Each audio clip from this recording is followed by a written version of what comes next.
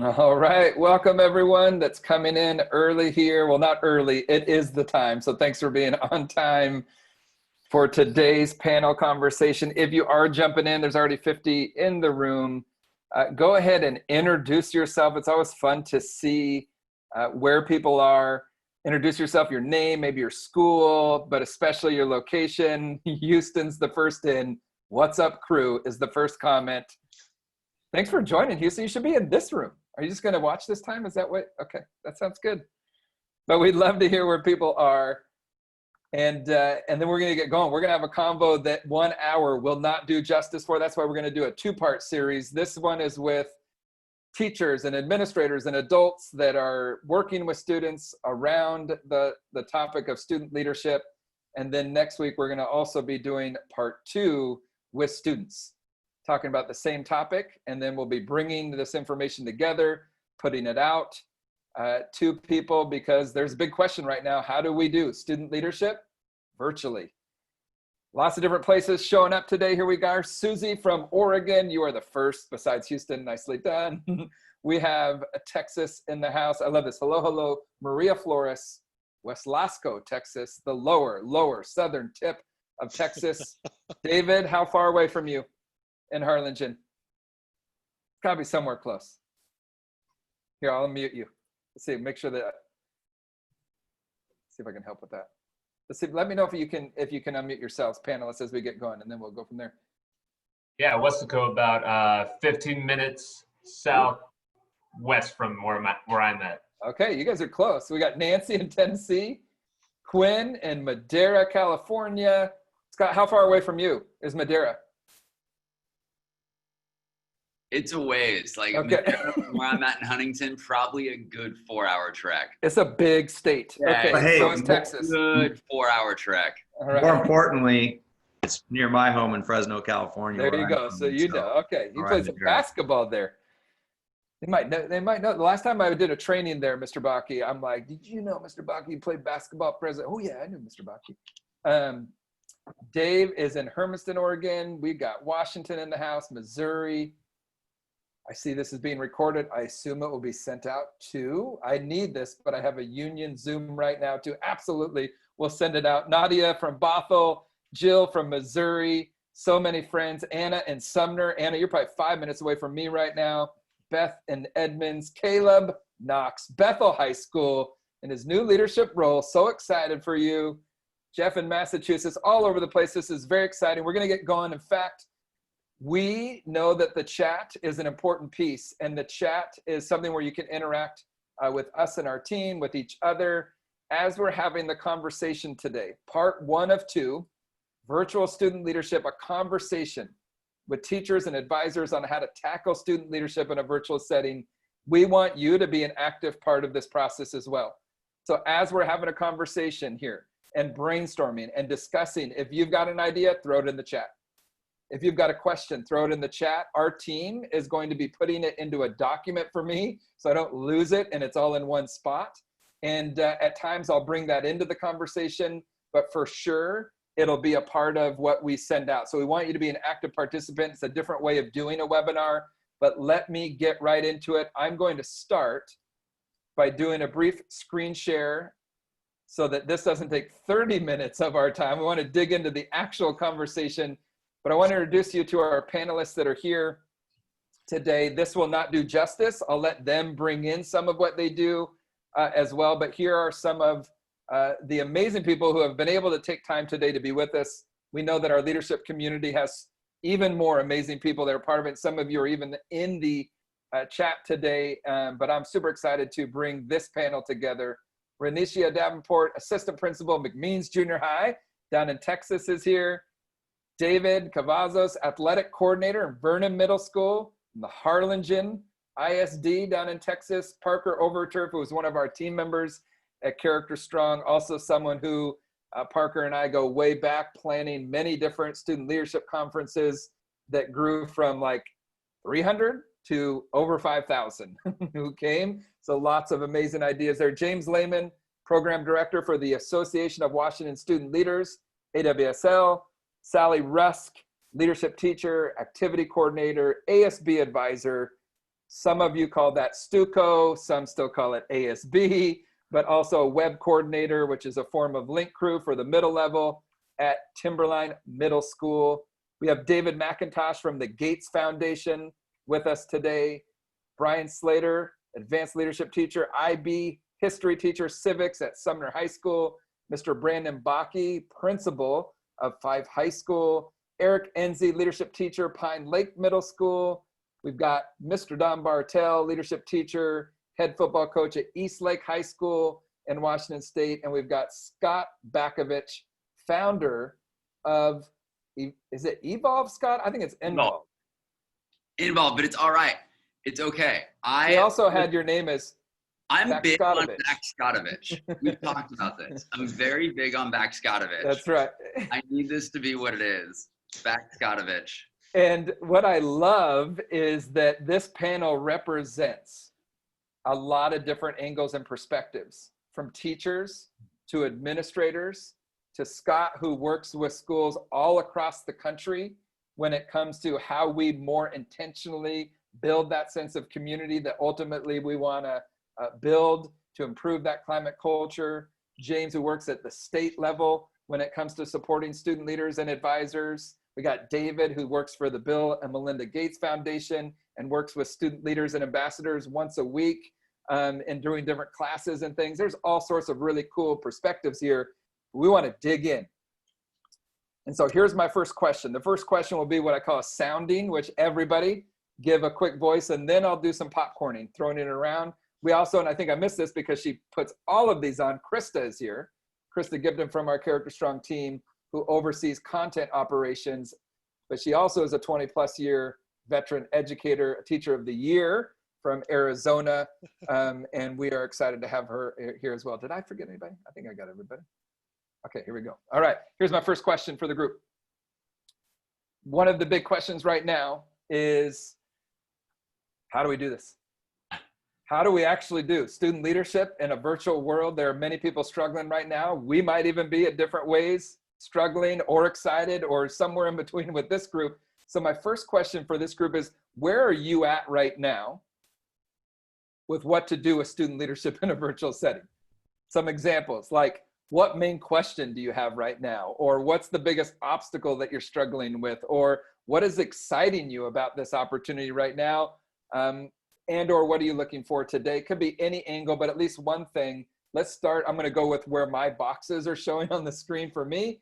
Krista, why don't you start? Where are you at right now when it comes to this work? Well, that's a hard one, being out of the classroom. I'm at the place where, what can I do? Like, what are tools and things that we could create at CS in order to support all the work that we know we want to get done? And then how can we tap into student voice more than ever before? Like, I want to hand it over and be like, what should we be doing? Because I feel like they know more than we know.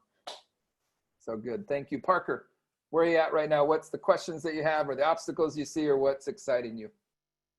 Yeah, I think we talked about this a little bit earlier, but I'm excited to just see how this innovates, right? Like what this leads to, and just kind of the situation that we're all experiencing and just going through, like how schools and teachers and students adapt and just kind of continue to push things forward. So I'm excited to see kind of where this leads to and learning from all you guys.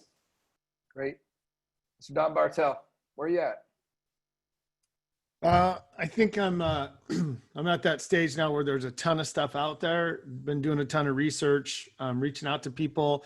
I just need to become a minimalist. And I'm going to do that hopefully by being conceptual about things. I feel like I want to find out what that Pareto principle is, that 20% that gives me 80% of my results. So right now it's not really about me and what I'm comfortable with. It's about me getting comfortable with whatever's going to be the most effective. I feel like I got to do bang for the buck right now. I love the challenge. Like, I get fired up about doing new stuff, cool stuff. That makes me really happy. I just need to know what's out there, so I'm making a good decision based on good information. That's the big thing. I don't want to make a decision based on what I see in front of my face. I need to know what other people are seeing. What are you hearing from your kids? What tools are out there?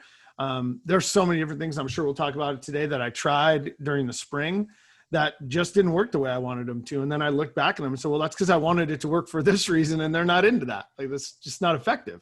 So just being able to be reflective and share that, kind of throw that stuff around, I think that's going to be huge for us. So that's why I was super pumped about this happening, because now I think I'm ready for that reflection, that discussion, hone it down. Let's get some concepts out there, and then we can just blow this thing up and be better than we ever have been before. So that's kind of where I'm at.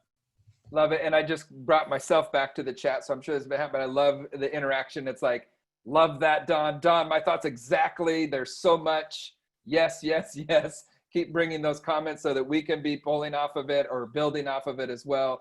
David Mcintosh, where are you at right now when it comes to this? Oh my goodness. Well, I'm with the Gates Foundation, right? So, and you know, we are impatient optimists, right? And so I'm really, really pumped about what I'm like Parker in a way of reimagining what we can do. And then, like Don said, I really want to get with my youth ambassadors and say, okay, guys, what is it that is going to allow us to inspire ourselves to take action in our global and local leadership quest? What are we going to do? So really poaching from them, if you will, ideas that's going to turn them on and keep us all excited and engaged. Because I'm telling you, I sometimes am on the video chats, I'm on Zoom, I'm on Teams for sometimes 4 and 5 hours a day. And I'm like, oh my word. And SPS just put out what they decided to do. Seattle Public Schools decided to put out what they wanted to do for this coming up year. And they have slated for, well, one of their suggestions were 5.5 hours for elementary students on Zoom. Okay, I'm like, oh, that ain't gonna work, y'all. But I you know, I'm gonna stay in my lane. But I'm really, really pumped about how we can, like Parker said, innovation, reimagining what we're going to do. And like Don said, if we can do it together, what we cannot do alone, we can do together. So soliciting ideas from each other, how to get down in this next stage, because it's going to be absolutely a blast. Love it. I love it. And people really like the impatient optimist quote that was there, that line. And then I love it. Even Renisha is in the chat as a panelist, even responding, which is great, adding in, yes, if you ask kids what they need, they will tell you. Listen intently and watch how all students will grow. Well said. Brian, where are you at? Hey, thanks for having me. Echo what I've heard everyone here say. Love the impatient optimist descriptor. I think a lot of us want to use that ourselves, so we're going to go ahead and be stealing that. You know, right now, it's really, for me, the challenge is how do we help our student leaders connect with the student body?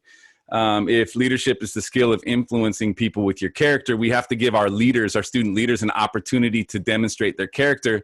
And how do you do that when everyone's so isolated? So finding creative ways to get our student leaders connecting with the individuals who essentially elected them to represent them on the student body. How do we do that, right? How do we get them connected with our student body?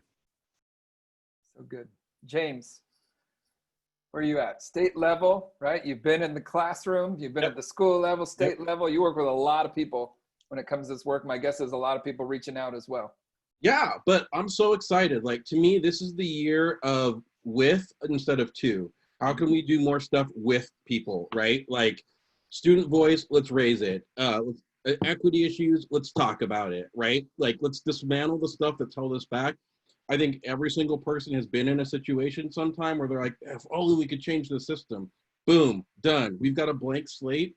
So I'm more fired up than I think I've ever been in terms of opportunities, because nothing's holding us back anymore. Like, every day I get to start with what if, and now it's like we get to do it. So I'm fired up. I'm excited. I'm not in dread mode. I'm in optimism, let's create mode. So it's all about with instead of to is my new mantra for 2020. So let's do it. I love it. These intros are so good because it's framing the whole thing. Like, I love two things even there, like with instead of to, great tweet, and waking up every day. What if we did wake up every day with our student leaders and say, what if that was a prompt that we were putting before, and that was a part of like how we were approaching this? Could be a really cool thing. I like it. David, How about you? Where are you at? Hey everybody, welcome. Thanks for having me, John. I'm pretty excited because this is like our one time of more to come of things like ways we can get this right with our kids in a virtual setting. But so even more exciting is providing myself, I guess I'm a younger teacher, but to provide, I guess, support to those more experienced teachers on how they can connect with their kids and get those relationships started. So it's an exciting way to start the year, and I'm looking forward to it. I love it. Well said. That's a powerful reminder, right? And even the veteran educators listening, watching, right? The being open, the humility to ask for help, right? It's one thing to be willing to give it. That's one angle. The other is to be willing to receive it. But there is a great opportunity. And how many of our kids could be helping us out with that? It's not just the younger teachers, but the students who in big ways could be stepping into that leadership role to support. Sally, how about you? I think I'm just really committed to not facing the spring and the feelings that I felt in the spring. If anybody's with me on how frustrating and challenging it was, I feel so ready to dig into the work that I did this summer and then use it in the fall. And for me, people have had some great one-liners. I don't think mine is as tweetable, but I'm all about removing barriers right now. And that traditional structure of these kids or these elected people, our school is taking action day one to do a form survey of which affinity groups do you care about and where do you want your voice to be used. And my principal and I are already in talks around, okay, let's start picking different groups and starting meeting with these different groups and in many different ways as possible to get their voice, because I think somebody else mentioned they know what to do. And so we need to start using what they see. And sometimes I think their lens is things are harder than we realize, but in other pieces, I think their lens is easier than we realize. And so how do we bring that in and hear from not just this subset that we typically have access to? Let's get access to as many groups as possible. That's one thing that excites me about the idea that we can bring in all different kinds of groups that didn't traditionally just take my class. I got access to all different kinds of people with a link. So it's pretty cool. Yeah, when you even look at that, it goes to what's the definition? What's the school's definition of leadership? If it's confined to, well, it's just a smaller group of students who are elected by popular vote, then that's really limited, isn't it? What if your definition was that everybody is a leader because everybody influences and has the opportunity to influence, positive, negative, effective, ineffective, but everybody influences. And so if that was our definition, how would we have to approach the work? What a great idea, right? Already in the introduction.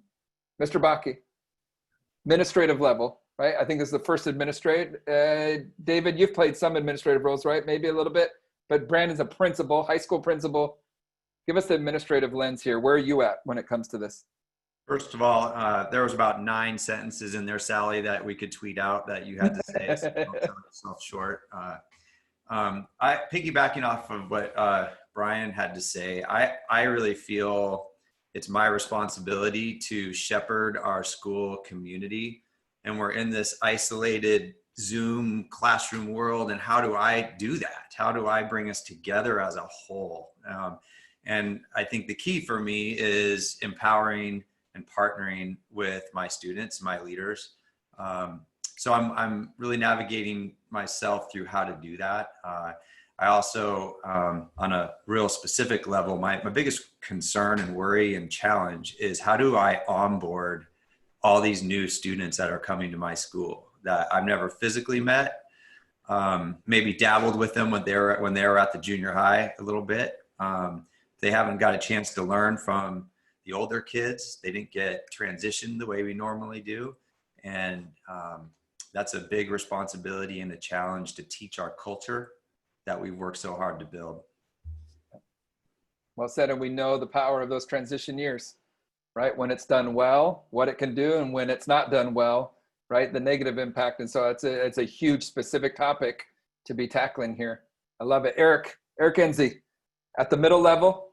Yep. Where are you at right now? Just going to say, boy, it's hard to feel dread when you're in a room like this with people like this, but thanks for having me. Something Brian said, that his number one mission is to help his kids connect to a student body. And I totally, that's absolutely agree with that. What I'm feeling like, at the beginning of the year, my leadership classes come together, we go to camp, we're not going to be able to do those things. And we kind of build this bond, this family environment.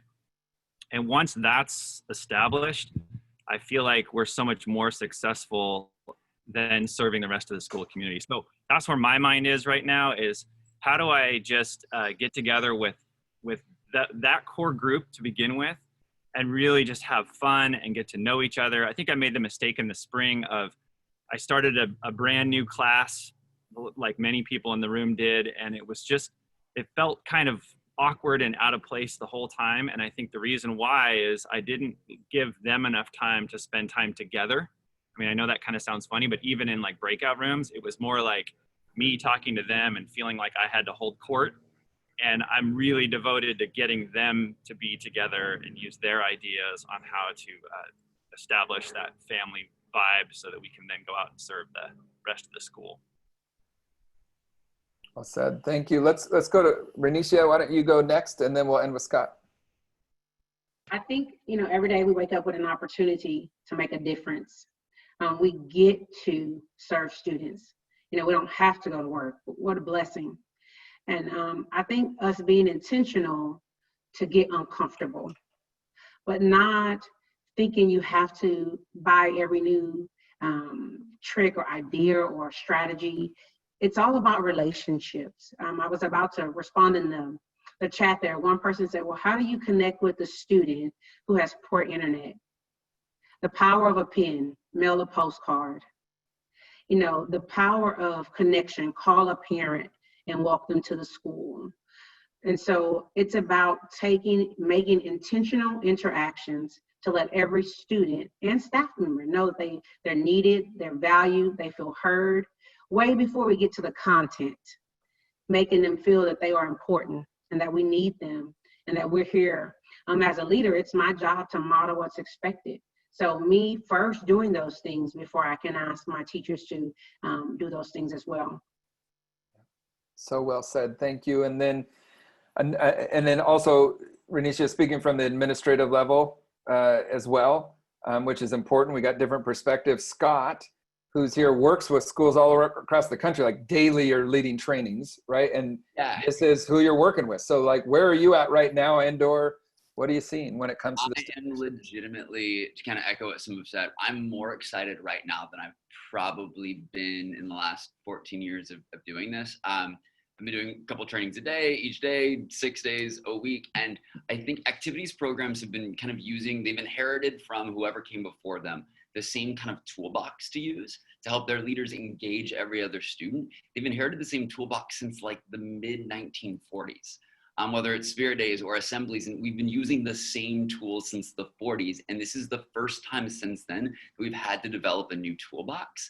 And I'm really excited about that process because I think it's long overdue. It's been a long time coming. And so I'm excited to help in any way I can to help student leaders connect in new and different ways that don't just exist for this year. Because I think we're trying right now really hard to kind of float and tread water in this moment, but to actually set new traditions, guidelines for connecting and engaging and relating to students. So I'm really excited.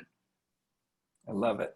And that's where I'll transition this. I think, did everybody get to go first of all? I want to do the mistake of being like, you never asked me to share. Everybody went?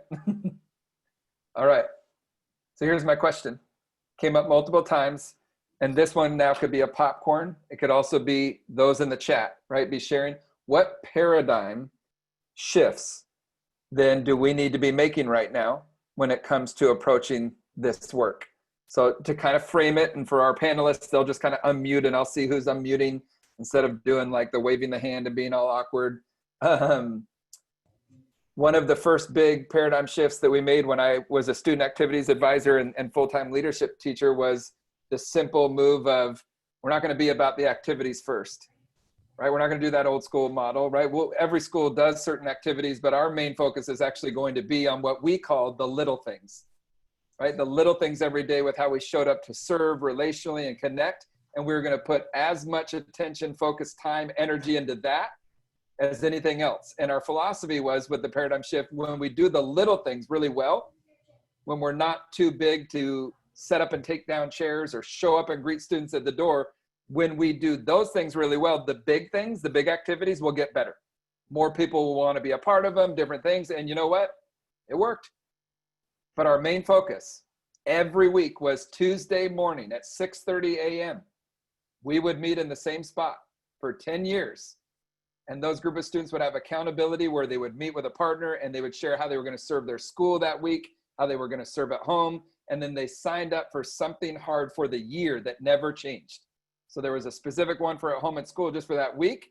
But then there was, what are you going to sign up for this year that's going to be hard, that you stick with it no matter what for the entire year? You sign up for something difficult. And then each week there was accountability to then have that combo with another partner, right? You're going through it together, but then we would have some group accountability. And for me, the paradigm shift was systems over goals. That system was one of the most important things that we did. If they didn't have that accountability every week, my guess is we wouldn't have got the results. And yet after all 10 years, meeting with every one of those high school seniors, or like when they were getting ready to leave, on their way out, we had a really good relationship by that point. They're going to be honest with me. And I asked every one of them about that Tuesday morning meeting at 6:30 a.m. And every one of them told me it was early. And every one of them also told me that they would do it again in a heartbeat. We're talking about high school seniors who could be sleeping in, right? Along with their friends, not showing up at that time. And yet, I think deep down, they want to sign up to do hard things. I'll start there. What paradigm shifts do we need to have right now when it comes to approaching this work this year? Do I see you, Donnie? Yeah. Yeah, I want to piggyback on something that I said in the chat, but first I want to say this, like when I'm talking about this, I owe a huge nod of thanks and gratitude to Scott. He came and visited us a few years ago, but I think it was year 2 for me. And the concepts of a lot of this are what I keep going back to. Like you get the specific ideas and you guys, Scott, you guys are all great at like giving us the specifics. I love the conceptual piece. I feel like over and over and over again, that's where I return because I can reinvent activities off the same concept. It's like our purpose or mission statement or our core covenants or whatever. Having those now is so crucial for us. Knowing that in our credo, we are going to make students and staff feel safe, feel appreciated, feel loved. We're going back to those 3 things over and over and over again. But what I want to say was my big pet peeve in the spring was the focus on, well, how are we going to, and I'll just use our example. How are we going to do Wolfstrong Week? Well, Wolfstrong Week doesn't exist. We're not there. Like it existed in this specific place. What we need to do is pull away from that specific event and look at the concept of it. Why do we do Wolfstrong Week? Well, it's to remind people that they're a part of something much bigger than themselves, which is a base human need, right? So let's get after this idea of celebrating the school culture that it is, reinforcing how important it is on the micro level for everyone to contribute to it, and then work back from there. I certainly don't, and I know Sally echoed this as well, I don't want to feel the way I felt in the spring, and part of that is trying to recreate stuff that's not going to happen. Like I get it, but for me, I'm part of that. Quit trying to have a prom. Like I'm part of that crowd. Stop. Like that's not happening. Let's focus on the feelings that are missed. And I think Enzi said it so well. Just that idea, Eric, about student time. Every single year that I have, whether it was out Mount Adams at camp or in my classrooms or during different presentations or workshops, the number one love language that comes from that age group is quality time. So can we go back to that concept of time? How can we create quality time for them? And I know I said it in the lead up before we even got here, so I'll say it out loud to everybody else. I really feel like it's gonna be more of a micro focus than a macro focus. I feel like every little thing matters. When I hear Renisha say the power of the pen, yes. One card. Like everybody hears about that because the kid's going to snap that and put it on their TikTok or their Snapchat, and everybody's going to see it. I just feel like there's a big part of this that scares me, that also invigorates me, and it's this reframing how we connect them for social time. And I need to get my 47-year-old thoughts out of the way. Like I love seeing all of your faces. I haven't seen Baxkotovich forever. Sally's flexing hard because she's in Montana right now. Like I enjoy this, I really do, but I'm not wired right now for the technological connection, right? But they are. They get on FaceTime and set the phone there while they're doing their homework. Like we need to get on that train with them and understand that it's not what I'm used to. It's what they're used to. So I'm done. Thanks for listening to my TED Talk. That's good. And it kind of goes, Renisha, to what you were saying earlier a little bit, that connected. I see that you're unmuted. Do you have something that you want to share to that? I think it's super important. Relationships before rigor. Also, making sure that you spend time in that quality family time, morning meetings with students. Believe it or not, junior high or high school students, they need that.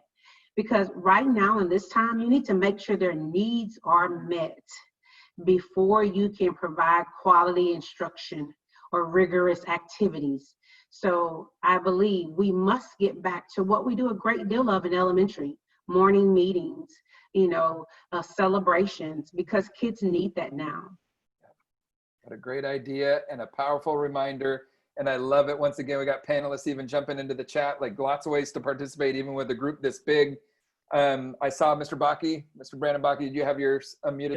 Yeah. That's a great segue to what I was going to say, because I completely agree about relationships first. And we actually decided to make our first period of the day 15 minutes longer, and it's to provide a structured time for family to connect. And the paradigm shift that I'm having to make is that I'm a teacher.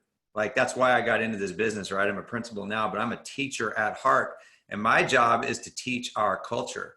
And so we're actually, and I've put a lot of pressure on myself and on our admin team that we're actually going to write the lessons for the first 15 minutes as a service to our teachers, that they don't have to generate that themselves. The community prompts, those connectors, and then also teaching who we are. I mentioned that burden I feel about the sophomore. We're a 3-year high school, and our sophomores are our incoming class, and teaching them about our school. So one of the things we're going to do is write lessons about our history of our school, connecting them to our values. So we have kind of our version of the 8 essentials. We call it the heart of the Trojan, different character values that we teach.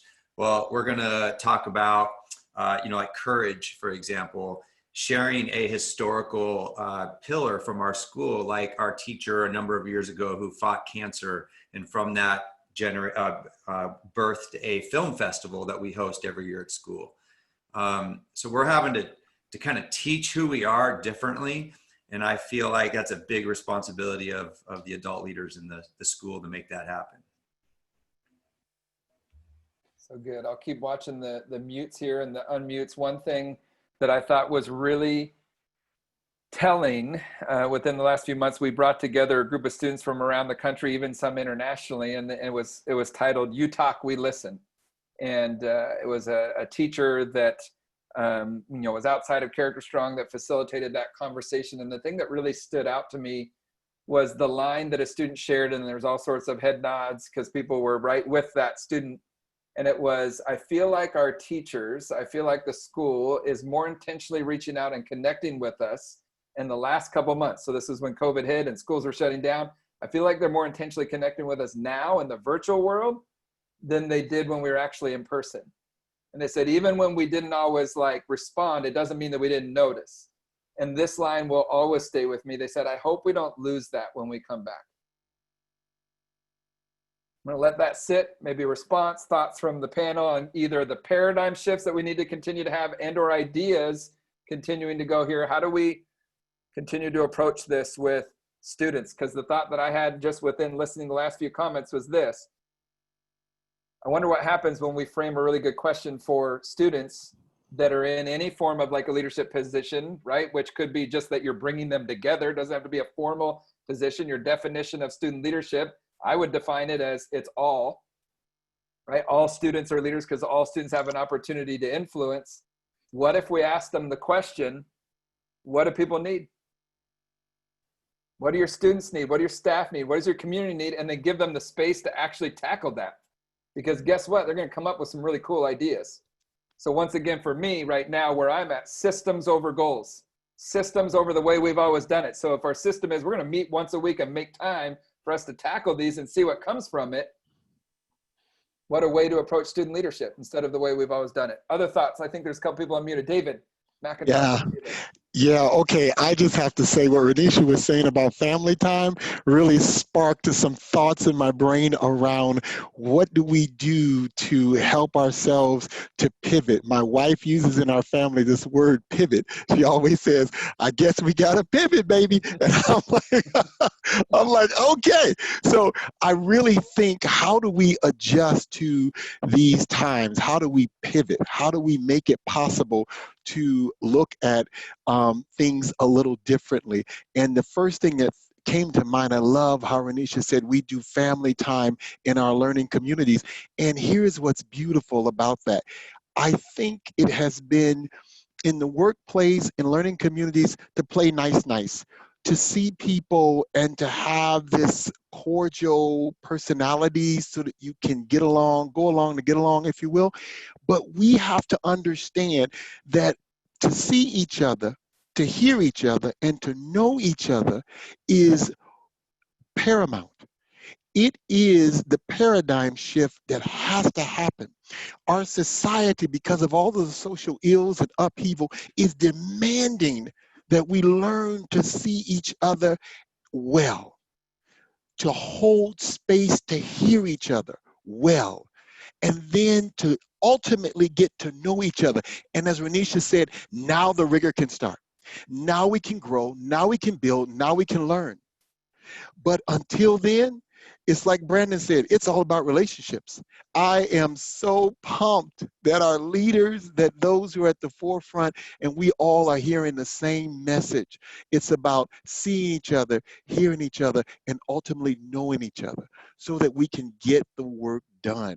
And I love that. I think that's the major paradigm shift, to know that our relationships are paramount. They're primary. They're important. They're not secondary. They're not something that we can put on to get what we want, but it's something that we have to do well to survive as a people, as a society, as a community. Well said. Thank you so much.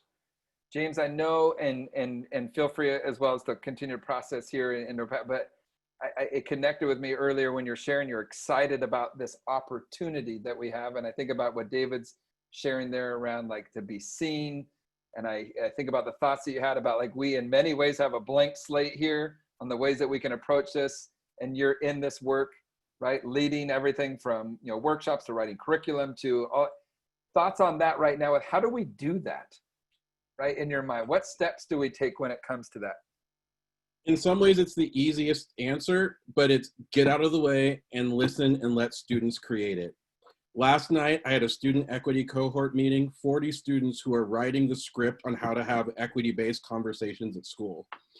All I'm doing is taking what they're saying and packaging it for them, but it's their words. So my job is, it's the easiest thing to just like, I don't know any other polite way to say it. Shut up and listen, right? And make room, because they have the answers, right? And I think I said earlier that it's about with, and that means each and every student. Like, we've got to get rid of this notion that it's this top 20 kids who are going to create everything.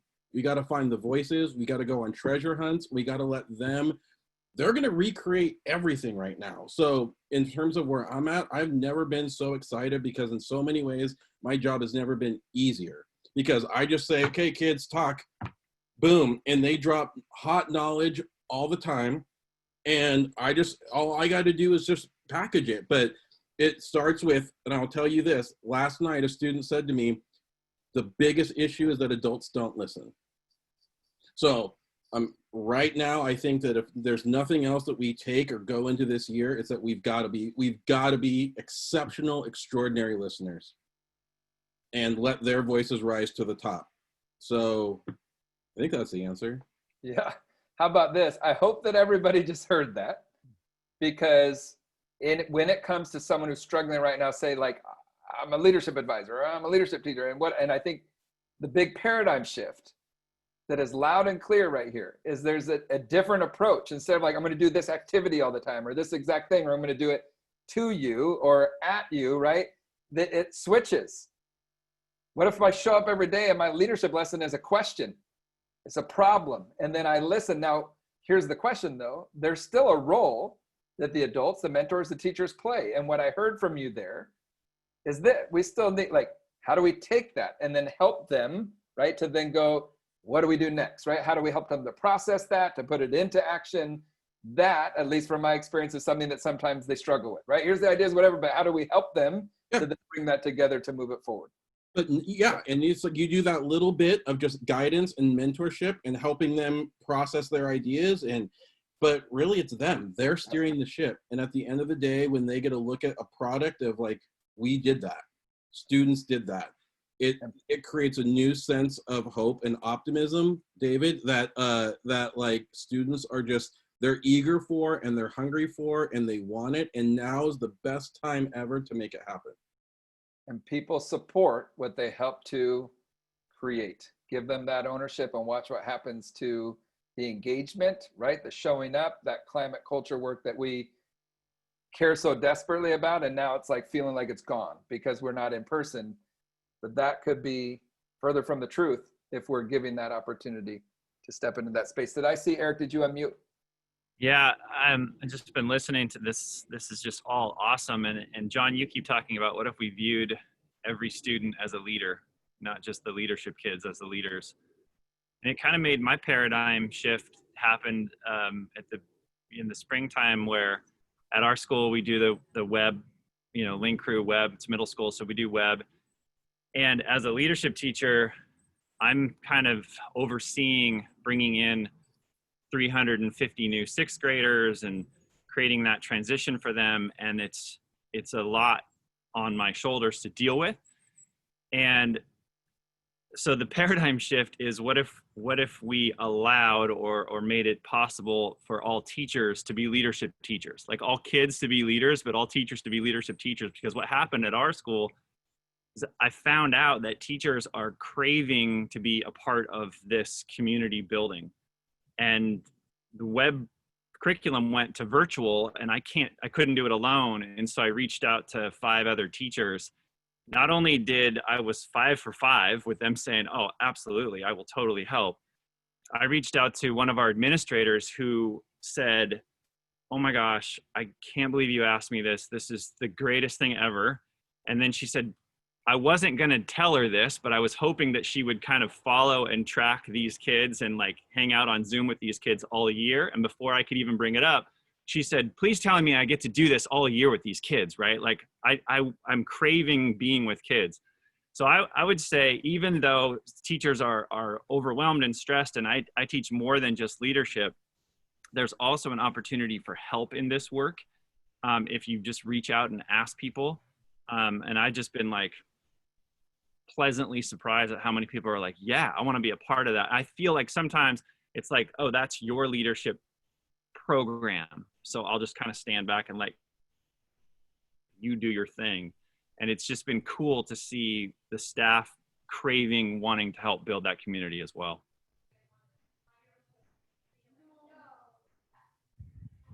There we go. Donnie, I see you unmuted there.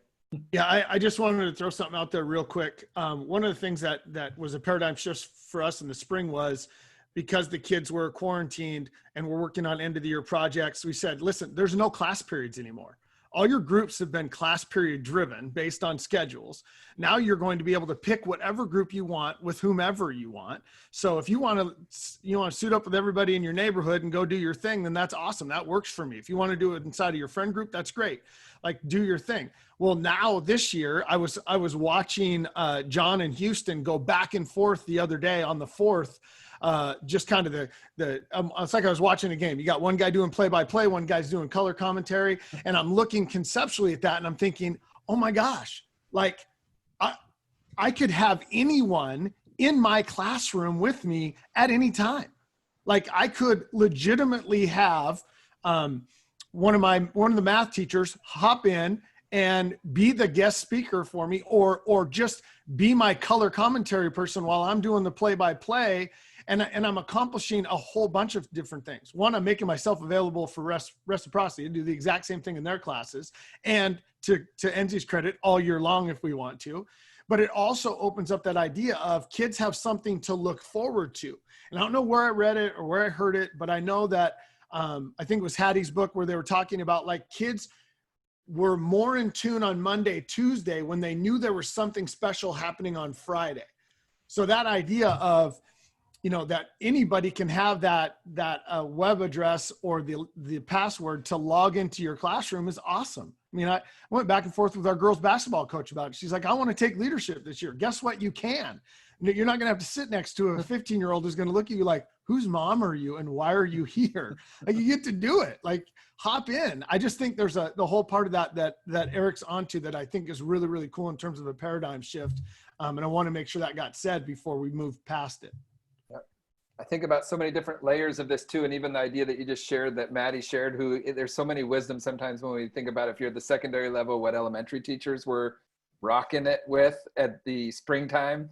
And that was one of the ideas. It wasn't just for her classroom, but I wonder, on top of the deeper ongoing work that we could be doing and have been discussing here, what if even like school-wide or as a 9th grade class or 6th grade class, like on Friday, there was this thing that was happening that people could show up to and it was fun. And I don't know, is that anything from doing like a Kahoot to a something else to whatever, where it's just something fun and connecting that we could do and can look forward to as a community, maybe even a different way that we used to do assemblies, but now it's not assemblies, it's community gathering in this way. So even going to that angle, I think about what could come into that space. Once again, where do you get those ideas? For me, pose the question to the students. They can come up with some great answers if we listen. Okay, who's unmuted? Let's see here. Sally, I see you, then Renisha. Go ahead. Yeah, I think I'm way back on James's thoughts around listening to students. And I'm assuming that some people will have the same challenges I faced in the spring, that I couldn't get them to the table, right? And I consider myself a decent relationship-centered teacher. And it was hard to just get them into the call, you know, and I would have students kind of back channel message me like, Ms. Rusk, we're sorry, we want to, but it's awkward. We're not sure about inviting teachers into our bedrooms, so to speak, you know, just all of that kind of discomfort.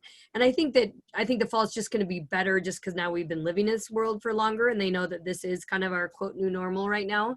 But I think I appreciate, you know, just kind of all the conversations around making it accessible. And in my brain, especially at the middle level, it's like making it easy access points. What is an easy way that you can get on this call? And we're going to talk about something, you know, really small, or maybe it's just a really open-ended conversation. And then Renisha's idea of just like, I might just need to start sending postcards. I need you in this meeting. If I send you an email, will you please check it? You know, at the middle level, especially, they don't really check their email. I don't know if they do at the high school.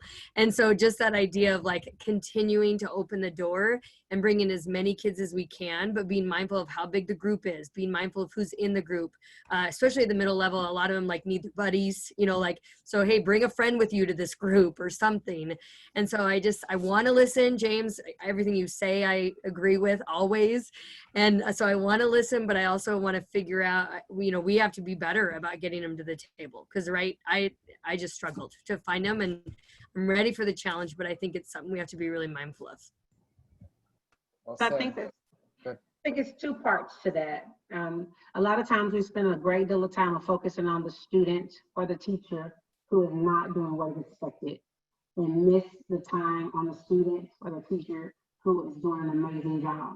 So for me as an administrator, when my students were doing virtual learning this spring, I asked my teachers, I had a Google Doc, to tell me who was doing great things, who was being successful, who was accomplishing great work. And not only did I Zoom with those students, I mailed them postcards and I talked with their parents. And then I tweeted it. So I've really got my kids into Twitter because I'm like, you're famous, you know, I'm tweeting all about what's happening. So then I shifted on who's not doing what they're supposed to, but focusing on those kids who do what they're supposed to. And then when I write my letter to my staff, I'm gonna write a letter to my students, I celebrated those students. I'm really proud of John because he's done such a great job. How many of you know that the kids who eventually want, because they want their name on that tweet or that letter? And then as an administrator, to support you as a teacher, I have a moral responsibility that if you're not getting the kids to the table, it's my job to support you. Every single student that did not get to class from me, I called every single parent because that is my job to support you while you're doing the work. You're the boots on the ground. Yep. There's so much there that we need to hear and be reminded of. And even on a level, I remember an experiential learning activity that I love doing that pulls out some of this, like our habits and our thinking, and it's called My Spot. And James, you probably know My Spot being in experiential learning, but one of the things it does is everybody gets a spot, they find an area, and then the scenario is this, like the objective is to get everybody to your spot, but you may not move your spot. And they struggle. And they sometimes demonstrate really poor behavior, like trying to literally steal people's spots and all. I mean, it would be a good play on human nature a little bit. But one of the things that will sometimes happen is a group will come together and there'll be maybe a couple people who don't move. They're like, I'm not moving. They're still processing or they don't want to. And it's a given in the debrief that they'll be like, well, they, pointing at the smaller number of people, the two that wouldn't move, like, well, they wouldn't move. Like, look at them, they were the problem. And I love asking that question as a facilitator of like, well, you had the power, you had the group, why didn't you go to them? And I just think it always has stood with me. Like, what's my mindset when it comes to that? And what Renisha is sharing, like, if they're not showing up, that's on me. I'm going to find a way, and not everybody connects the same way. So I've been seeing in the chat, is it a handwritten note? Is it a phone call? Is it showing up with social distancing? Like, what does it take to engage and show that student or that family that we care? It doesn't always have to be on me, because some people are like, I can't do it all. Great. Let's go to some of the comments here about those that would love to help if they were given an opportunity. But they're not always given the opportunity, so we just keep thinking, well, they're going to do it. That person, that administrator, that counselor, that teacher. But what if we all looked at our role in that way and we're inviting other people in? So it goes to that whole idea of like, who needs to change? We're good at doing this, but what if we did this? Starts with me, right? Turning that piece back. Other thoughts? We're looking at about 8 minutes here. Just to piggyback on what Renisha said, you're pumping me up. I love hearing you talk. But we believe, and I know that Character Strong subscribes to the concept of making moments, powerful moments. And right now we have the wild, wild west of opportunity to do that. What Miss Edwards was talking about is making a moment, making that kid famous. She made a moment for that kid. And that's a good paradigm for us to be thinking about, is how can we make moments right now? I kind of did something similar, like doing a little podcast with some students to get their voice out, kind of lend my voice to their voice. And that's the kind of thing we got to be thinking about, and how we recognize and support kids. There's all sorts of ideas in my old student activities advisor brain right now. Like, what if you did a podcast with every student by the end of the year, and there were these 5-minute podcasts, and you literally had podcast number 1400 in a school of 1800, and you can see it's got this. I mean, there's what that might be too much. I get it, but like, what if? To go back to that question that was shared at the beginning. Others, any final thoughts? Things that are on your mind right now? We could do this for 3 hours. Brian. Yeah, we could do this for 3 hours. I agree. Maybe we should one day. Right. We got to get used to it, because our district, we are going to be doing 3-hour Zoom. So buckle up. Here we go. My thing is, we had a meeting with some of our student leaders a couple days back, and I was telling them that when everything is an obstacle, there are no obstacles. That's got to be our mindset. Everything, literally everything that we have ever done as a school, we are going to have to go back to the drawing board on. And what's really cool about our student leaders is, as soon as I said that to them, you saw these light bulbs go off, and all of those obstacles, those ideas that they throw out, and then they're immediately met with that, well, but what if, or what if this happens? What if that happens? Yeah, that's going to happen to 100% of the ideas thrown out. There's going to always be obstacles in this format that have never existed. And so let's go. When everything is an obstacle, there's no obstacles. So that's the mindset. If we share that with our students, watch what happens. I mean, they started sharing amazing ideas, esports, to substitute the seasons, and working on Twitch to have class showdowns, 9th, 10th, 11th, 12th grade, FIFA tournaments, all those, just the kid ideas that adults can't wrap their mind around. As soon as they were told the obstacles are all, they're everywhere, so they're nowhere. They took to it and started sharing just really cool ideas. Dave in the chat literally said, "Get that quote about obstacles ready, Krista." That's a quote in itself. Anybody else a thought here? I mean, there's so many places I want to go, and I'm just watching that time. And so maybe it needs to be like another part, like part 3 and part 4 and part 5. Maybe it just need to be ongoing during the year, because one of the main goals of this combo is that it spurs more ideas, right? One of the goals of this is that it inspires, like, okay, maybe we can do this. Like, even a little like hidden piece for me here was like the tip of surround yourself with people who are going to do this for you. Because what this group is doing for me is getting me excited to go right back into the work when we get off this call in 5 minutes. And so what does it mean to surround yourself and find a community there where you can be getting ideas, because iron sharpens iron, right? When it comes to throwing off. There's someone unmuted. I can hear him. Is it Sally? Yeah, I was just thinking about, just from a super practical standpoint, I had a meeting with a couple other activity coordinators in my district this morning, and just starting to brainstorm, how do we engage with our community? And our district, we use Microsoft Teams. I know everybody has different platforms that they're working with, and so obviously you have to figure out your tech, and my district has a lot of very strict rules about how we use things. But like, you know, we have the option to do a live event kind of similar to this, and so, you know, starting to like access at this stage in the game before we get totally into the gauntlet of what are going to be the tools that we can use to then engage. So then immediately I start going to things like, I love Bartel's, you know, thinking about this idea of like, stop trying to recreate this exact thing, but what's the feeling? I love that reminder. And so like, I started thinking of things like, there's a bingo card generator that you can do online. You can personalize it to your school. And then could you create the community to come in, both the students and their parents, right? And so then, you know, when Baki was talking about, we got to teach them our culture. We got a whole new grade now that doesn't know who we are. And I'm coming from a brand new middle school that we started in September and went out in March. And so it's like, how do we teach them, you know, who we are as Timberwolves? And so just those little practical things to start, you know, engaging within your brain and wrapping our heads around, like, to create that feeling. And so, you know, same thing with like, you know, we used to do, a lot of you probably done little heads or tails in an assembly. Well, I looked online and found a random flip a coin generator online, something free. So just those little things that we can find to start connecting. I think our communities are hungry for it. I think they're hanging out at their houses doing a whole lot of nothing.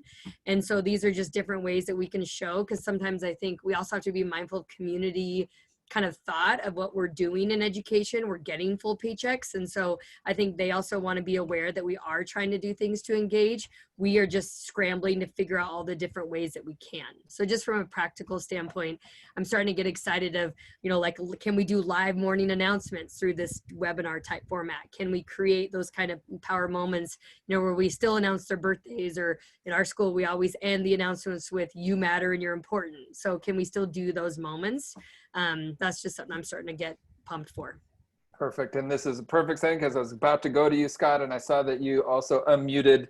Here's the frame and maybe the final word for this group. And with this group, my thanks for coming together. Scott, in like literally less than 20 minutes, you're going to lead another training for one of 6 days this week.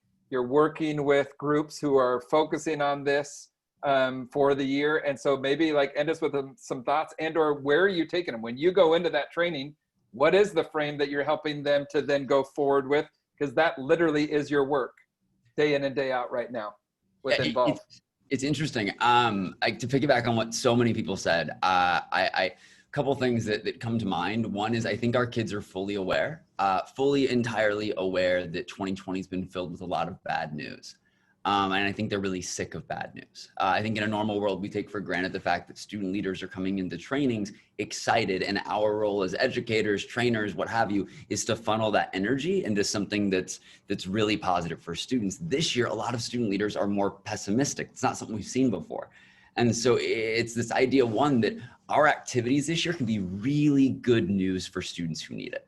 Like, I think our activities can serve a really cool purpose. And then to piggyback on what Don said, one of the things that we've been working on a ton in every single training is this idea that there's a fundamental feature or fundamental difference in activities between the features of an activity and the benefits it provides. The features and the benefits of an activity. And I think last spring, we had this huge error that hindsight only provided us that judgment, in that adding virtual to an activity, adding virtual as the precursor to the activity, doesn't necessarily make it float. And so how about if we stopped trying to recreate the features? What if we listed the benefits that an activity was intended to provide? Used to talk back and circle back earlier to our toolbox, how can we use our toolbox to recreate these benefits in ways we haven't seen before? And to talk also to what Brian said, the ideas students are coming up with this, like the ideas they're coming up with to recreate benefits, are incredible. Like they've had this separate online, this digital world, this space that they've been in for a very long time, and they haven't necessarily ever taken those tools and applied them into this setting. And now we're giving them the freedom to do so. And so it's an entirely new kind of world for them, but encouraging like, hey, listen, we have all these benefits we want to create for homecoming, for example. Let's use our toolbox to create those benefits in a way students haven't yet seen.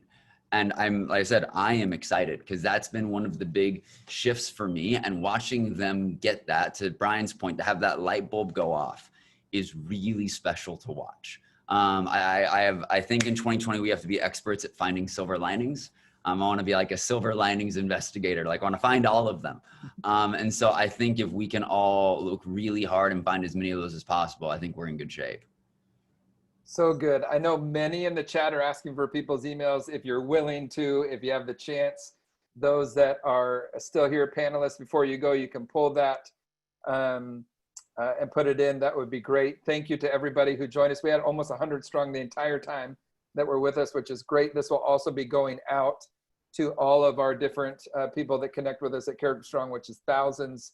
And we'll be pulling together into a document the ideas from this and that were in the chat, as well as what comes from the student one. I'll connect with you, including these panelists that are here. If you in any way are wanting to be a part of like the next week when we are doing the student one, to obviously listen, as James said so beautifully, we would love to have you, and let's keep this conversation going. We can do this together. Appreciate your time, everybody.